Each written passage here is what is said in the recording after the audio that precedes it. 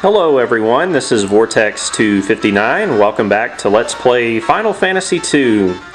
In our previous episode, we made our way to the top floor of the Mysidian Tower, and we met Minwu, who unfortunately gave up his life by using all of his life force on the sealed doorway leading to the room with the Ultima Tome. So unfortunately another character perishes so that Fynn, Maria, and Guy may progress towards the Emperor's defeat. Last time we stopped just short of the doorway leading to the room with the Ultima Tome. Now that it's unsealed, let's go inside.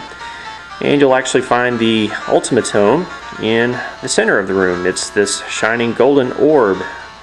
But before we pick it up, you'll notice that there are 4 other orbs surrounding the Ultima Tome on the outside, and they're blue in color.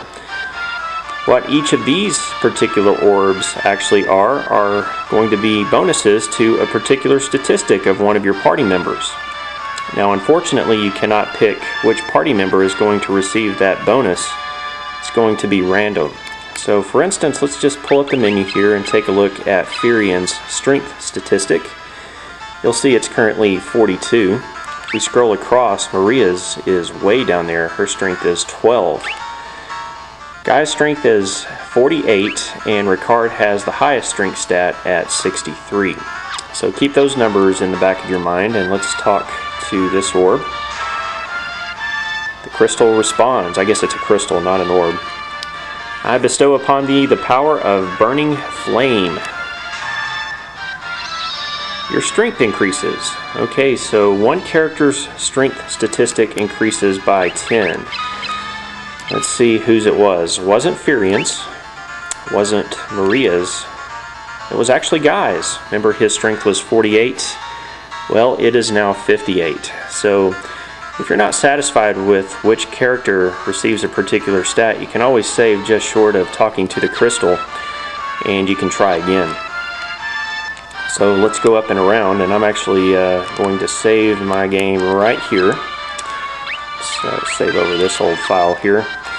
And this particular crystal is going to give you a spirit increase. And I actually want Fynn to receive that spirit increase because he's my paladin. So his spirit is currently 41. I want it to be 51. So I'm going to just keep attempting to get his spirit up, and we'll go from there once it is. This crystal says, I bestow upon thee the quiet solitude of earth. So your spirit increases. Let's see if it was Fyn's. Nope, it wasn't Fynn, so I'm going to restart until it actually becomes 51 from 41. Okay, after a few tries, I finally got Fyn's spirit to increase to 51, so that's exactly what I wanted. So let's go to the other side of the room now. 2 more orbs to choose from. Let's go to the upper right orb, or actually crystal this time. I'm going to go ahead and save my game here over this old file. Now this particular crystal is going to give you an intelligence bonus, and this time I want Maria to get that bonus because she's my black wizard of sorts. Her intelligence is currently 40. I want it to go up to 50. Let's talk to this crystal. Crystal responds, I bestow upon thee the sparkling clarity of water. Your intelligence increases. Let's see if Maria was lucky enough to get that bonus. And nope, it was not hers. So fortunately I saved my game though, so I'm going to go back and reset and retry until I get her intelligence up to 50. I'm just stubborn like that. Well, I actually only had to reset the game a couple of times to get the intelligence bonus for Maria. Her intelligence is now 50, so there's one more crystal to get now in the lower right portion of the room. This particular crystal is going to enhance your agility. Now, I really don't care which of my characters gets the agility bonus. All 4 of them have pretty low agility, especially Guy, whose agility statistic is still way down there at 5. This particular crystal responds, I bestow upon thee the swiftness of gusting wind. So your agility increases after obtaining this crystal, and in my case it looks like Fynn got the bonus. I believe his agility was at 12 before, it's now 22. That leaves only one more crystal to get the golden goose egg up here. Let's pick it up. The crystal responds, I bestow upon thee the ultimate magic. So after all of the trouble we've gone through, we finally obtain the Ultima Tome. And a teleporting pad appears in the back. So we finally get the Ultima Tome now, and I scroll down here to the very bottom of my list to find it, the ultimate magic sealed away by the ancients. Now I'm actually going to level this spell up. It can be a pretty powerful spell. Now Ultima, believe it or not, is actually a white magic spell. I'm actually going to put it on Fynn to level up. However, Ultima actually does not rely on your spirit statistic at all, even though it's a white magic spell. Ultima is actually more powerful the higher your particular character's weapon and spell level skills are. So the higher you level up your spell skills and your weapon skills in total, the more powerful Ultima will become. So a character, say, with only level 1 spells and level 1 skills would probably do 0 damage with Ultima. However, with your magic spells and your weapon skills all maxed out, Ultima will do the greatest damage. So that's kind of how Ultima works. It's kind of a fun spell to level up too. So we finally get the Ultima Tome. Now we're ready to take on the Emperor. So let's go ahead and exit out the back of the tower through the teleport pad. And we are now back on the overworld. Now you're going to find that the world's monsters have changed now that Ultima has finally been unsealed. There's going to be much more powerful monsters roaming the countryside and even the sea waters. So be wary of that.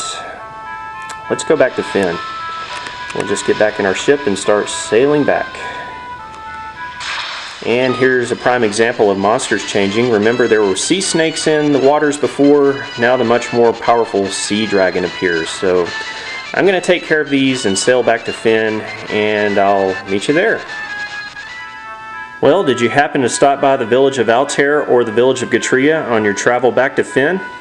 If you did, you noticed that both of those villages were completely destroyed. Can't even enter them. Something dastardly is going on there. Hey, what in the world is that just north of Fynn? It sure is. It's a tornado on the ground. I wonder if there's any connection between that and the destruction of Altair and Gatria. Well, we better not wait around to find out. Let's seek safe shelter inside the castle and ask a few folks what in the world is going on outside.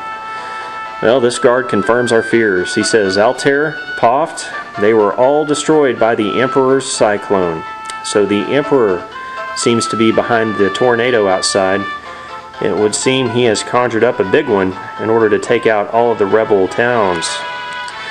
This particular guard says if the cyclone attacks Fynn again, we won't stand a chance. Oh man. Surely there's a way to take care of that cyclone. Are we completely powerless at the hands of the Emperor's magic? Oh, come on, don't lose hope. It would seem that people are starting to lose faith again. This guard says if the Emperor can create a cyclone like that, there's no limit to his power. Well, don't worry. We now have possession of the Ultima Tome. We can at least match that power. Trying to go inside the cyclone would be suicide. You'd be torn to shreds. So we can't just walk inside the cyclone. You don't think the Emperor could be inside the cyclone, do you? Well, I wouldn't be at all surprised if he were. Well, I think that's going to be all the information we're going to get out of the guards, so let's just go up the stairs back into the throne room, and let's go consult Hilda and Gordon about this cyclone. Maybe they know what's going on. And hey, look at that, standing right next to Hilda and Gordon, it's Layla. She's alive. We thought Layla had died in the shipwreck when we were attempting to reach Mysidian Tower. It would seem she survived Leviathan's attack. Layla says, when the storm kicked up and the ship went down, I got separated from you. I thought you were dead for sure. It's good to be wrong now and again. Alright, well I'm glad to see Layla still alive, and she has returned to Fynn, so all is definitely well there now. So let's go ahead and talk to Hilda here. Hilda says the Emperor's foul magic can control even the winds. Poft, Paloom, Altair, Gatria, all were destroyed one after the other. And now the Cyclone is headed for Fynn, and we get a new key term to learn. Let's learn Cyclone, and ask Hilda about the Cyclone. She says the Emperor himself is controlling the Cyclone. I have no doubt. Alright, well, let's see if Gordon knows anything about the Cyclone. Gordon says the ultimate magic is in our hands, but what good does it do us? The Cyclone will kill us before we even have the chance to use it.